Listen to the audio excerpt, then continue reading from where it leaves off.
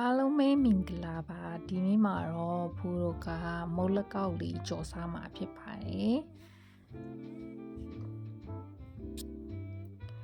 အရင်ဦးဆုံးဖူတို့ကကောင်းကြီးမှုန့်ပေါ့နော်ကောင်းကြီးမှုန့်ကိုကဖူကဒီလိုစံချိန်ခွက်လေးနဲ့2ခွက်လောက်သုံးပြီးလိုက်တယ်ပြီးရင်တော့ဒါဆန်မှုန့်ပေါ့နော်ဆန်မှုန့်ကိုကဖူက3ချိုးတချိုးပေါ့နော်ကောင်းကြီးမှုန့်2ခွက်နဲ့ဆန်မှုန့်ကတစ်ခွက်မပြည့်တပြည့်ပေါ့နော်ပြီးစားလေးနည်းနည်းရယ်ပြီးရင်ဘေးကင်းဆိုတာလေးထည့်ပြီးတော့ရောသမအောင်မှုန်လိုက်ပါတယ်ရေလေးလည်းထည့်ပေးရမယ်ပေါ့နော်နည်းနည်းစီရေကလည်းမပူမအေးအနေထားလေးထည့်ပေးပြီးတေချာနှံ့အောင်နေပေးရမယ်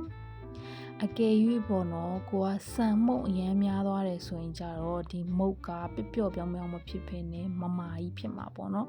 အားကြောင့်မို့လို့ကောင်းကြီးမုံနဲ့ဆန်မုံကို3ချိုးတချိုးဖို့တော့ဟာထည့်ပြရတာဖြစ်ပါတယ်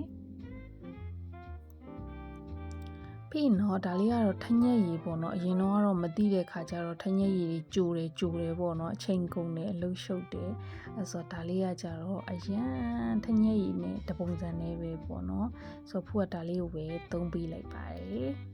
မလကောက်ကြော်လေးကအရန်အောင်မလွယ်သလိုမြန်မာပြည်လဲအလွမ်းပြေပေါ့နော်မကြော်စားရလဲကြာပြီဆိုတော့ဖူကတော့မလကောက်ကြော်လေးကိုကြော်ပြီးတော့မှစားပေးလိုက်တယ်ပေါ့နော်ဒါကတော့ညှော်တာလေးကတော့နည်းနည်းတီးခံပါမယ်အိမ်ထဲမှာပေါ့နော်အနံ့နေရှိရခါကြလို့ရှိရင်စီကြော်ထားတဲ့ညှော်နှမ်းတော့ရတယ်ပေါ့နော်ဒါပေမဲ့စားချင်တဲ့အတွက်ဖူကတော့ကြော်ပြီးတော့မှစားပေးလိုက်ပါတယ်